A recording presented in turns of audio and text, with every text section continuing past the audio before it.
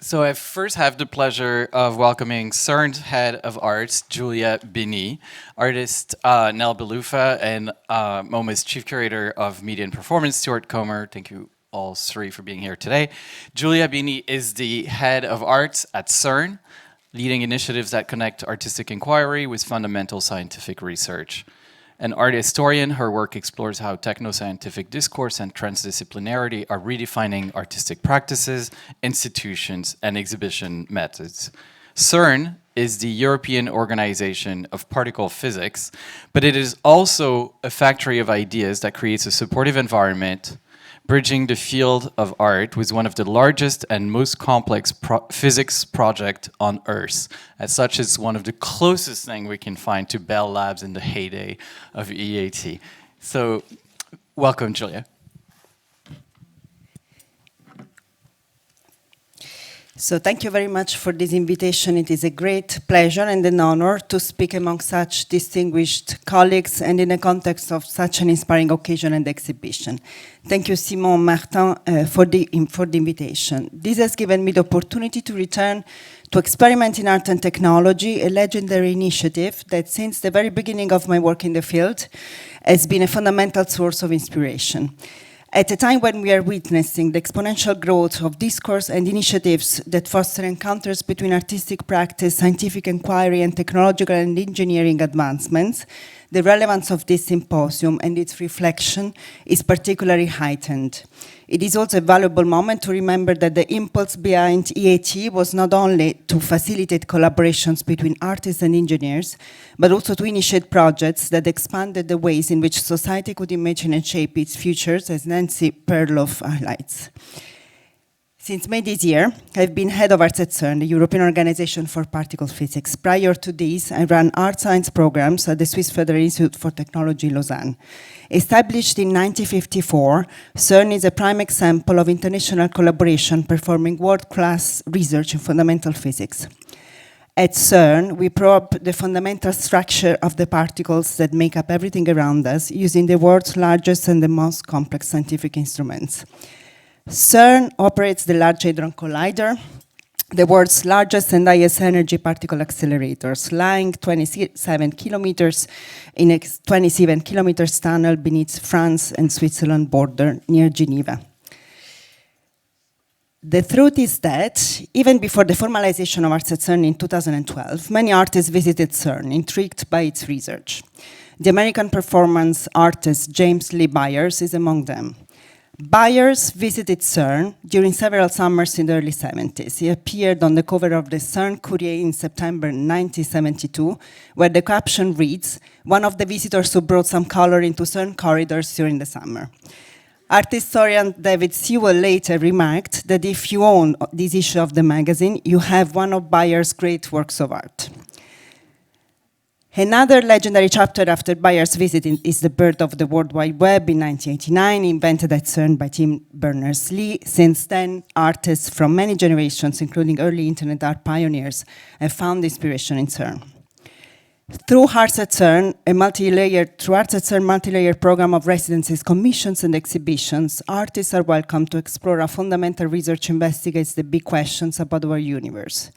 They are invited to immerse themselves in CERN's vibrant environment and engage with its scientific community.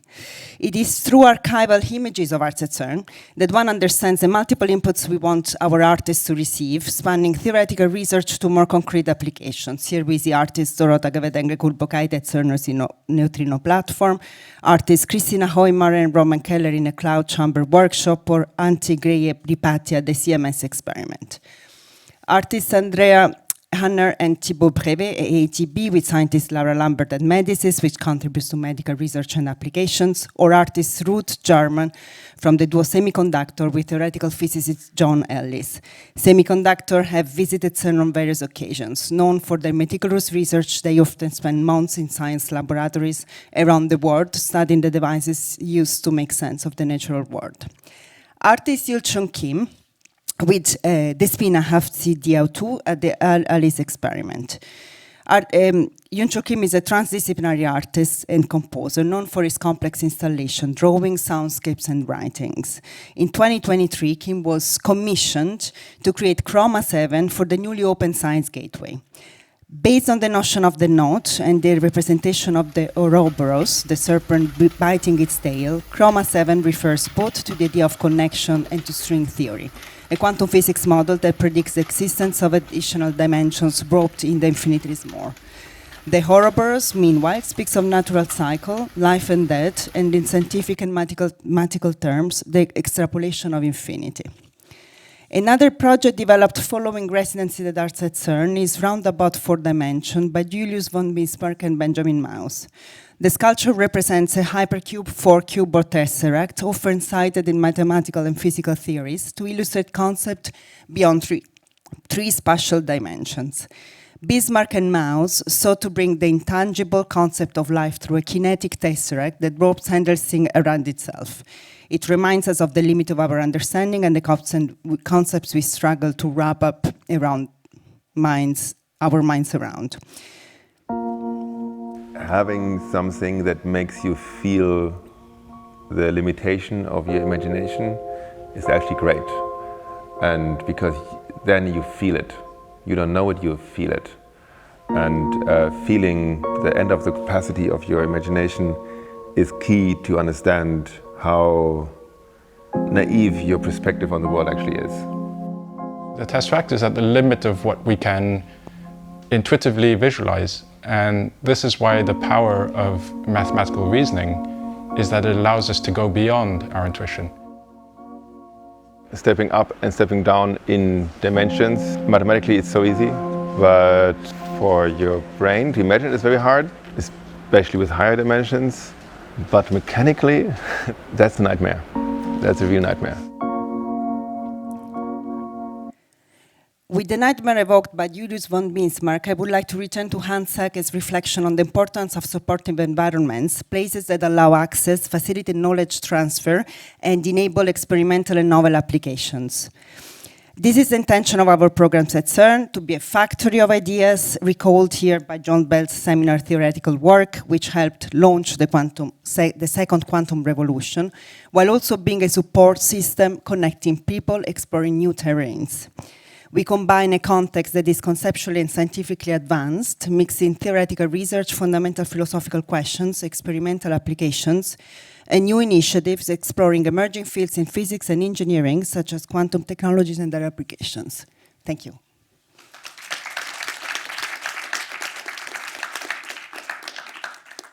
Thank you very much, Giulia.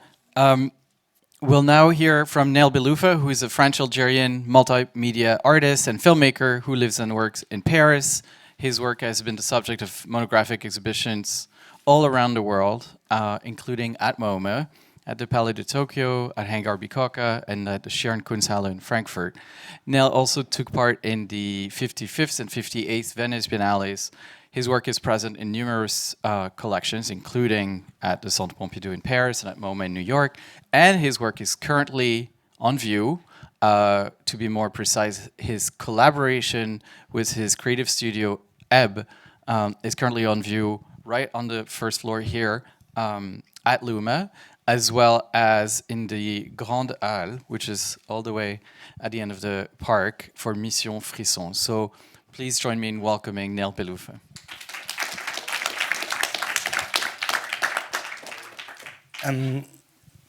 Thank you for having me here for 2 years.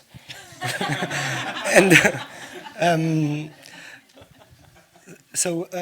going to try to. I was or I am an artist. I was interested in technology mostly for the political and social implication it has, and as an update of what we've been talking about. Today, engineers dominate the world and centralized, like with the most centralized infrastructure ever. And decision-making for societies are like structured through, so it's a weird world. And when I'm scared of something, I try to play with it. And so with colleagues, we tried to create a technological creative studio to see how we jump on tools, use them, distribute them, and find how it works and how we can work with that from the point of view of culture and society. And so in LUMA, we have 2 experiments. Yeah, and it's... So I'm going super fast, but basically the fact we do data mining. So we created an infrastructure where we take data from visitors, pictures, we can do voice. You know? Out of that, we have a database where we can then use that and gamify an experience or integrate them into the practice of an author or an artist. So we've been doing that for several reasons. First, because we got funding, but the other one is, so it's, we can do movies, whatever. Yeah. And no, but the idea of that was like to see how it works, what strategies we can have, and also to have tooling to create a relation to audience, because I believe one of the capacity of those technology is that it's becoming possible for me to speak at scale, fast, quick, to an audience, the same way TikTok does. Like we can integrate that kind of way of interacting. So we've been working with, I feel super stupid. No, but so we've been experimenting with different artists. So Jill Muledy is the first year. We saw it, Tony Rosler this year, and we create models or archives or stuff with their data sets, with their strategy, and to see how it distributes. This one is with Alain Guéraudy, a filmmaker. So with him, we created a universe, but I'm not gonna, okay, I'm gonna go, I use it to, so, and then we have a tooling to distribute that physically. So we have terminals that we integrate. But basically, we made an infrastructure where we can have visitors as users/players or community later, because we can recontact, provide dopamine, like the tool of the enemy in a way, and control an exhibition and play with this idea of hyper-personalization or appropriation. But what is interesting is I think it's a trade. Like, give me your time, I'll give you my social capital. And we reduce the pyramid that I think is unbearable for a lot of people within our field. And so I'm gonna go, so we can do video, blah, blah, blah, blah, blah. And then we have another attempt with that. So that's here. Yeah, you present your own experience. But so, no. So this one, and the other one is, so we have a program where we, because of what happened with centralizing technology is that pipeline became standardized also. So now, without being a pure engineering team, you have access to the tooling, not on certain level research, but on industrialized communication, telecommunication, AI. So it's opened also a door where you can participate in a weird, buggy way, but you can, which is new. So what we start to have is a program with kids where we invite artists and vocational schools to produce using those tools with the capacity of acceleration for that. So it's a program that is, for the French state, it's attractivity for future jobs. So it's not it's a weird stuff. But we learn with them, or we provide the tools at the same speed, and the artists take it at the same speed, like Sarah created an AI pipeline that we could stabilize. Sarah Sadiq, which is an artist we worked. So it's the same infrastructure, the same systems. So we did it several times. And, but so just to see the systems is, we make them draw or make in clay, then we made an 2 minutes, automation where it becomes a 3D asset. Then we have a simplified system where the asset enters in, that's here, it's Mission Frisson. So it enters a game, then they can touch the program of the game, and we have microcomputers that can use several motion sensors, motion or sound or whatever, and they can plug it to anything, and then it becomes a remote, and that's one attraction. So they try stuff, and the principle of the program also is that the institution hire and integrate the students within the distribution of the project, and it makes kind of a weird loop. And video.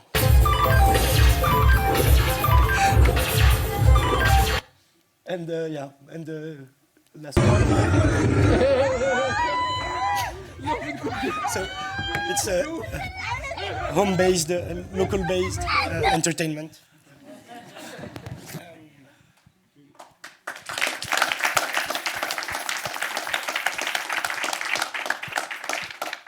Well, I should add on this note that Mission Frisson was incredibly successful at LUMA Arles, and we had, over the course of a couple of weeks, over 2,000 kids who came and played with it because their friends or their brother or their sister had participated in creating it. So it was a very interesting way to engage with not only a school, but all the friends of the school and a whole community that does not necessarily feel like exhibitions are made for them. So Stuart Comer is not only in the enviable position of being the last panelist to present today, he's also the Lonty Eber's Chief Curator of Media and Performance at MoMA in New York. In addition to his role in the core team reimagining the museum's collection galleries, he has in the last 2 years alone curated or co-curated the exhibitions Stephen Prina, A Lick and a Promise, Rosa Barba, The Ocean of One's Pause, Video After Video, The Critical Media of Camp, which he did with Rattan, and Christian Marclay, The Clock. At MoMA, he's also currently overseeing the Contemporary and Modern Art Perspective Southeast Research Group and the Fund for the 21st Century. Prior to joining MoMA, Comer served as the first curator of film at Tate Modern in London and co-curated the 2014 Whitney Biennial. Welcome, Stuart. Thank you. So in the spirit of, excuse me, Franco-Californian collaboration, I do want to just thank both LUMA, Simon Martin, Giulia, and the incredible team here, and also the GRI, Nancy, you're getting due credit for this incredible collaboration. And maybe before I get into this, I just wanted to acknowledge Neïl's work, and not just what's on view here, but I think this is the latest iteration in a series of projects that have been largely collaborative and I think fundamentally rethought models of how we work together collectively. So, and maybe I'll just say from the outset, like this is going to be a lot of sort of random thoughts I will try to pull together into something coherent, but it just feels really urgent to build on what both Michelle and Nancy discussed in terms of the atomization of the individual artist into a collective network, but ditto the insistence by E.A.T. not to locate everything within one institution, that too should be a more global collaborative project. And I guess that then leads to the question, do we still need institutions, and if so, what kind? And one of the phantoms, of course, haunting this entire conversation is the Bauhaus. And E.A.T. of course directly acknowledged the Bauhaus. And we haven't really talked about schools much yet so far. And so that's something I really wanted to think a little bit about. And I'll be specifically talking about the American context. Of course, there are many examples around the world that one could dive deeper into. But to that end, I guess I refer you to Mr. Walt Disney and Ms. Coco Chanel. And of course, you might have seen the news earlier this year that Chanel is now funding the Chanel Center for Artists and Technology at CalArts in Valencia, California. And this, in a way, is interesting given the legacy of both of these individuals and the corporations or companies that they founded. So this was the Instagram post that announced the initiative. So it says, announcing a 5-year transformative gift to CalArts from the Chanel Culture Fund to establish a visionary initiative that places artists at the forefront of shaping the evolving technologies that define our world. The world today continues to be a place where change seems the only constant.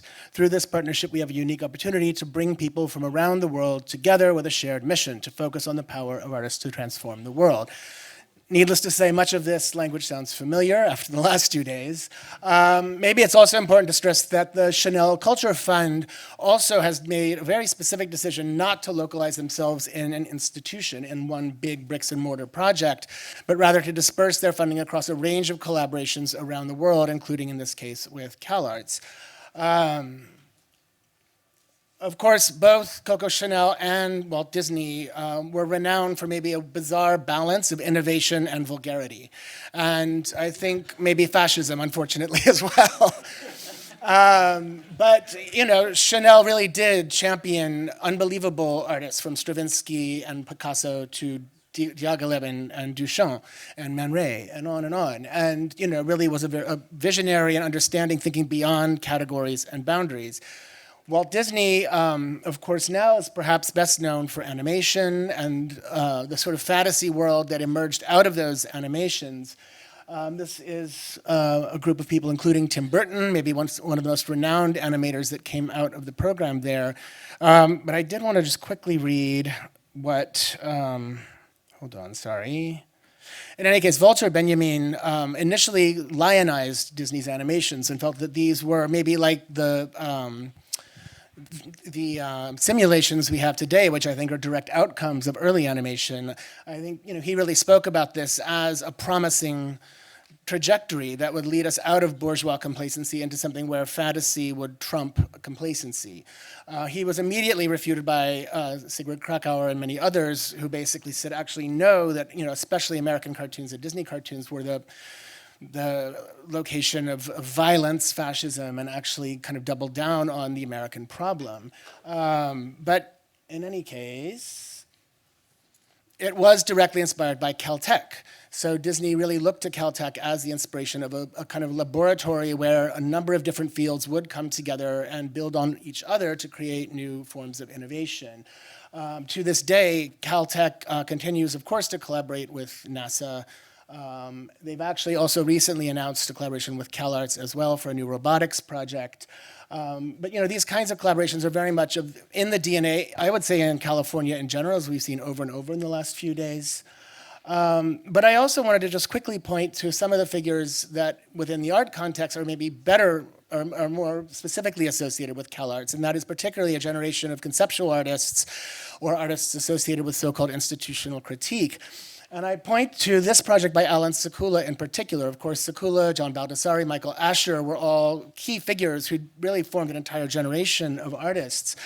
But this points specifically to a project that Sekula did involving his father, who was, right before this project was made, unemployed from Lockheed Martin. And it's on the left, you see the engineer and his old friend stood in the empty Lockheed parking lot while I photographed them, unable to fathom my motives. They were uneasy. And I think this points to the uneasy relationship that has come up again and again in the last 2 days between art and technology. I think an earlier project by Sekula also showed workers leaving General Dynamics, and these were workers who had actively produced the planes that dropped bombs in Vietnam. So I think, sorry, I just wanted to make one more point about Alan. Sorry if I can get back there. In any case, I just think there is something to be said about the role of the art school, the kinds of figures that Sekula himself brought together, the kinds of discourses that have led to what CalArts is now becoming as it thinks about art and technology in very specific terms. I think maybe the doubt that Sekula introduces into this equation is something we do need to retain as much as we need to retain new forms of innovation.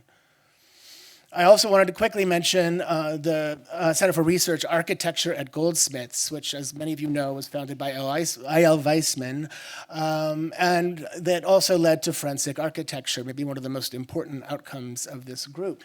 When I was still living in London throughout the early 2000s, whenever I would do crits or studio visits at Goldsmiths in their MFA program for fine artists, I would say, please leave your department immediately. Go to this department or go to the Department of Visual Culture, which was run by Irit Rogoff. and Kojo Eshin from the Autolith group, but that is where the energy was. And what that was not happening naturally, and what still happens in a lot of schools, that they are not collaborative, the models are not collective. In fact, they're very siloed. So I think what we can really do is try to urge our institutions, our schools, our museums, et cetera, to follow the model of E.A.T. at its best and try to think about crossing those lines, knitting things together in more radical ways. This is a project that frankly got the Whitworth and forensic architecture into a lot of trouble because of its political views, but looking at cloud studies, flow studies, many of the things that inform AI today and have become of enormous interest to a number of artists, and very specific political ends. In this case, for this particular project, the air quality in Mississippi and its direct impact on underserved and marginalized communities.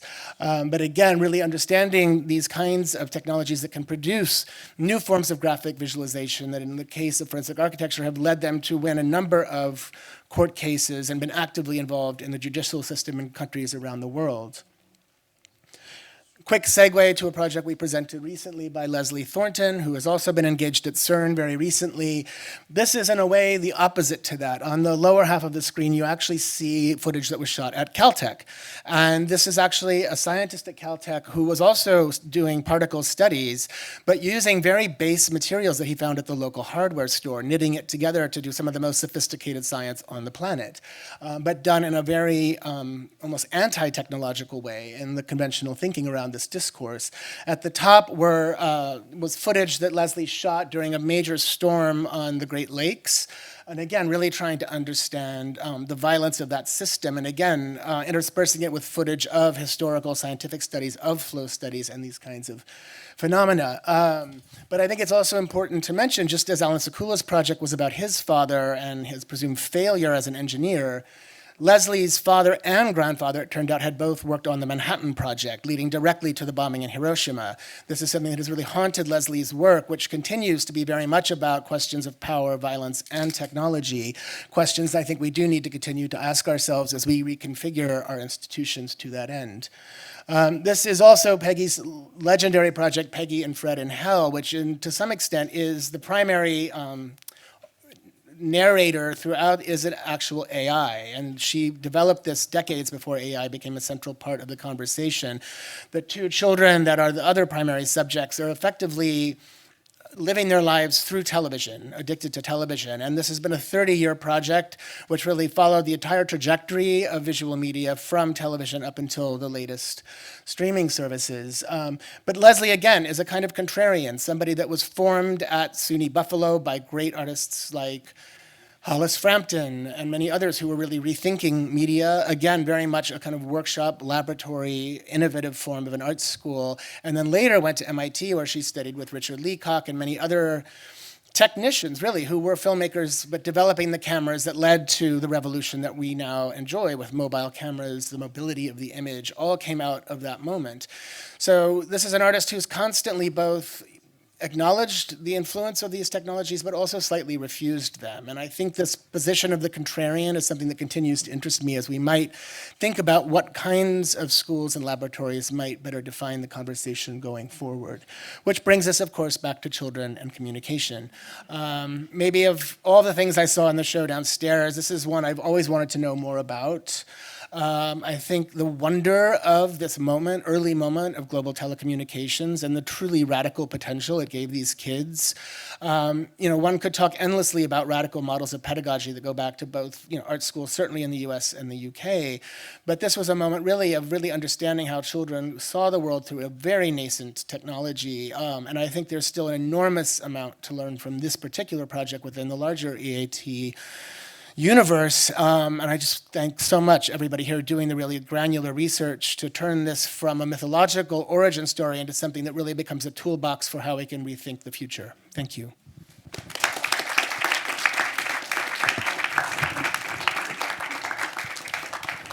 Well, speaking of the future, Giulia, you showed the artwork with the artist whose name I forgot. That was the Ouroboros, Joachim. the serpent biting his own tail, and that sort of resonates with what you just said, because it looks like we're going in a bit of a circle, always looking back at the legacy of E.A.T. And I'm just curious what you imagine being in the most future-facing organizations, and you just stepped into this new role. How do you see this evolving within the framework you're at? And that can also be a question that is asked to both Neïl and Stuart at the same time, coming from different vantage points. So in general, also for the work that I did before, prior to CERN at the Swiss Federal Institute for Technology, where actually it was really a truly interdisciplinary context. While CERN, we have a focus. CERN is also this international organization that has an advantage, I would say, in this realm where also, let's say, technologies as AI are really also in the, let's say, in the hands of big corporations. Or, I mean, of course, there are big questions associated to technology, and I think CERN and these mainly research-based institutions still have the possibility of actually developing research, you know, not outputs that are not oriented towards results, but also we are talking about research, we are talking about experimenting artists who can experiment with their and so I would say I see the realm of art, science, technology exponentially competitive, but there's a positive aspect also that we could say 15 years ago it was a niche that also was not fully regarded by, let's say, contemporary art canon, so to say. Except, I mean, for this, let's say, these moments as E.A.T, which remained, of course, very inspiring. I think basically it's there is a lot of potential in these areas, and the more we diversify some of the approaches, the better. Because we for instance, we avoid that there's one sort of lens through which to see this conjunction among artists and scientists and technologies. And I think actually, I mean, the entry point of fashion, the entry point of industry, the entry point of scientific research, the entry point of science, it's certainly something that can help us form interesting works of art and these interesting reflections that can contribute more broadly to this discourse in its complexity. So for me, it's always art science. Sometimes it's very simplified, while I think we have to actually look for complexity.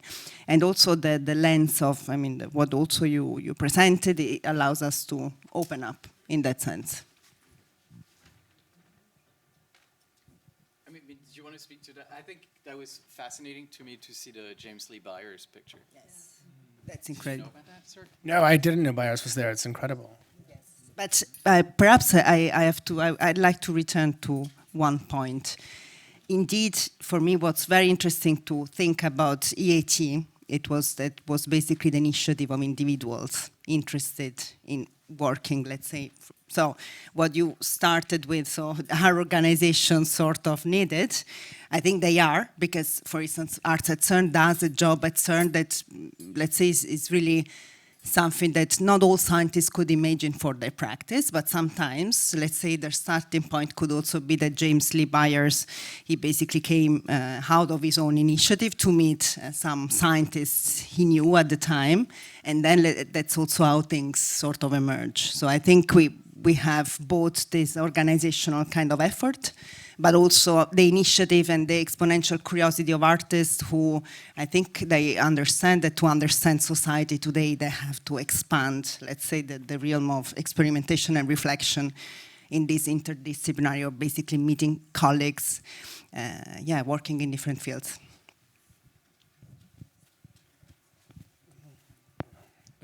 No, go ahead.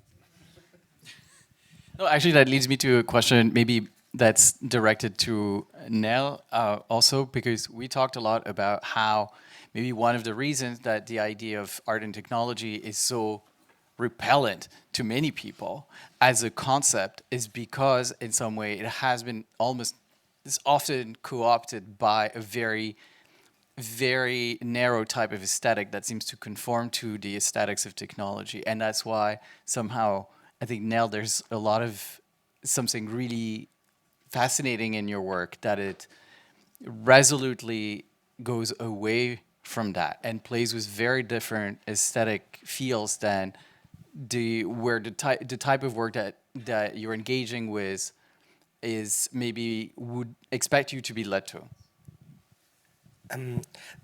I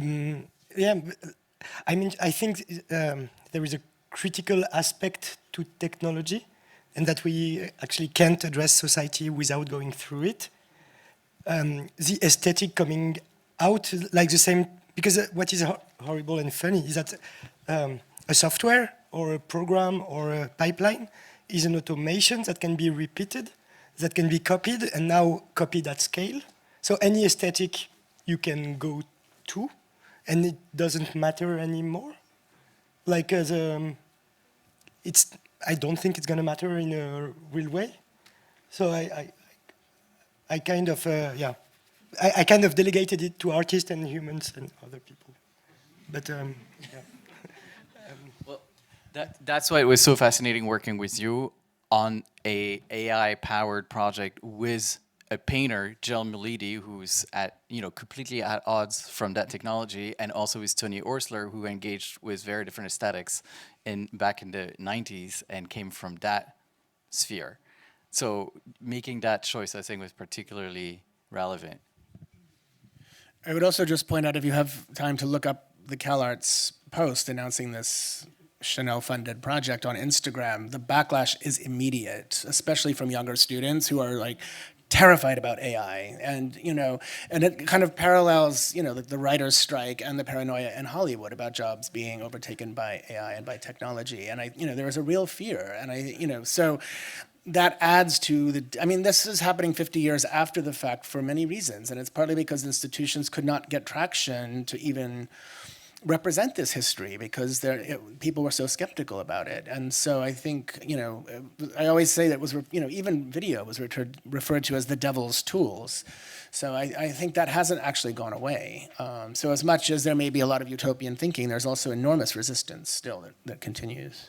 There is a step where this history is more of a 19th century history than an avant-garde history. So the way institutions are built on a solid narrative of one-line stuff is attacked by structures that gets their way of building itself through 19th century. Like you craft and it does, you craft and it does, you craft and it does, rather than a gesture mechanic. So yeah, maybe no. I think it circled back to, interesting to what was I think mentioned either this afternoon or yesterday about why basically E.A.T is so marginal somehow, while it's so fundamental for everything is going on now. And somehow I think there was also a question of writing let's say, writing a art history, some canon of art history that sort of, perhaps didn't consider practices in a canonized way that nevertheless were so important, so influential. So by digging deeper, I think we all sort of, as art historians, we all came across the Pepsi Pavilion. If you work on art, science, technology, or you are interested in more experimental directions. But I think it's really up to, let's say, for a while it was up to the initiative and not to the institutions, I would say, to also tell this story. And I think this remains also the case for, let's say, practices today, how artists work with these technologies. And I mean, I suppose it's also, again, within the US context, important just to acknowledge that under the current administration, science and technology were actually attacked within higher education before the arts were. And so that's, the context now. So it's something we're going to have to navigate probably for a while, unfortunately. On that happy note. On that happy note, do we have questions from the audience? We have time for, I think, 1.5 questions.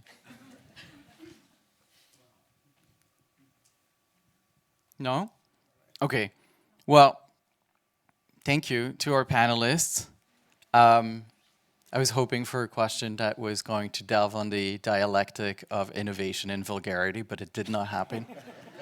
And I will leave that to everybody. Yeah. So my father happened to be an engineering professor, and all of his colleagues now in their old age are kind of talking about how the most talented engineers go into finance now, because the pay scale is much higher. So, for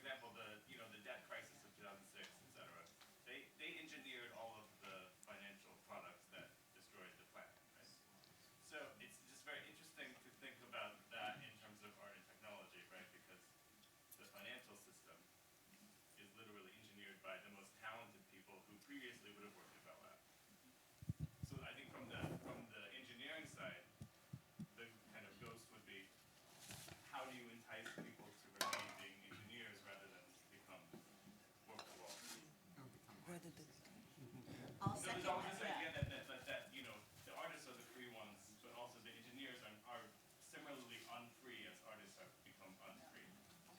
My father is a theoretical particle physicist. I just had to say that, but he also, all of his PhD students at a certain point started becoming quants in the finance industry.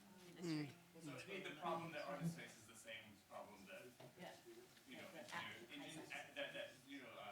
people who work in hard sciences are facing. That's the vulgarity. How many people have a scientist as a parent in this room?